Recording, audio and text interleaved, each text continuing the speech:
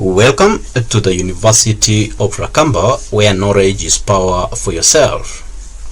In today's topic, we are going to cover stem cells, and by the end of the lesson, you should be able to explain the basic potential of stem cells.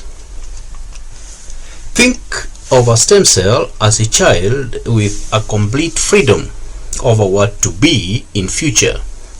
The child can choose to be a teacher like me, a soccer player, or a business person. Similarly, stem cells are cells that auto-repairs and generates new specialized cells. There are 6 main types of body cells that stem cells can generate. 1. Bone cells, the ones that forms the skeleton bones. 2. Blood cells, the ones that forms the red blood cells, white blood cells, and platelets.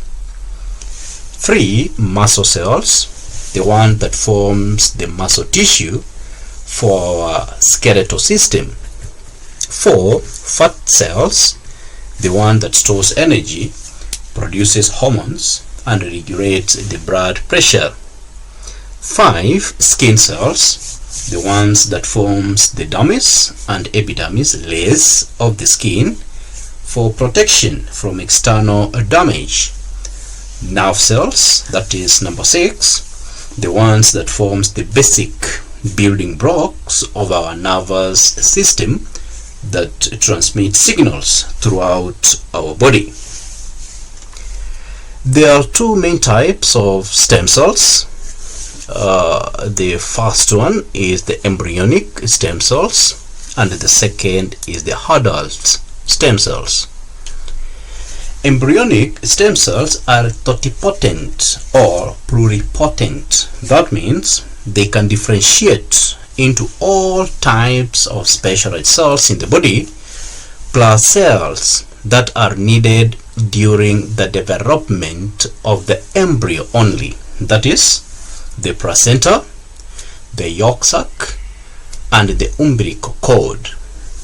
They are found in the inner cell mass of the human blastocyst, that is an early stage of the developing embryo, lasting from the 4th to 7th day after fertilization. In normal embryonic development, they disappear after the 7th day and begin to form the 3 embryonic tissue layers. 1. The ectoderm layer, the one that becomes the skin and the nervous system. 2. The mesoderm layer, the ones that becomes the muscle, the bones, and the blood. 3. The endoderm layer, the ones that becomes the digestive system and the lungs. However, the use of embryonic and fetal stem cells is controversial because many people believe that the early embryo is holy and sacred. Take that. The second type of stem cells is the adult stem cells, and adult stem cells are also called somatic stem cells. They are undifferentiated cells that are found throughout the body of nearly all organisms, including humans. They have been found in a wide variety of tissues, including the skin, the heart, the brain, the liver, and the bone marrow. They are multipotent. That means they are restricted not to become any type of cell in the body tissue or organ where they are found. These adult stem cells serve to replace cells that are lost in the tissue as needed.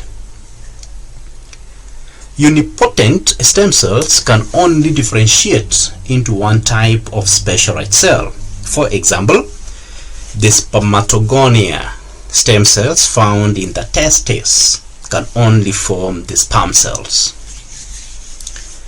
There is a potential for stem cells to be used to treat a wide variety of conditions, from diabetes to strokes to blindness to Parkinson's or Alzheimer's diseases, notwithstanding repair of diseased tissues and organs.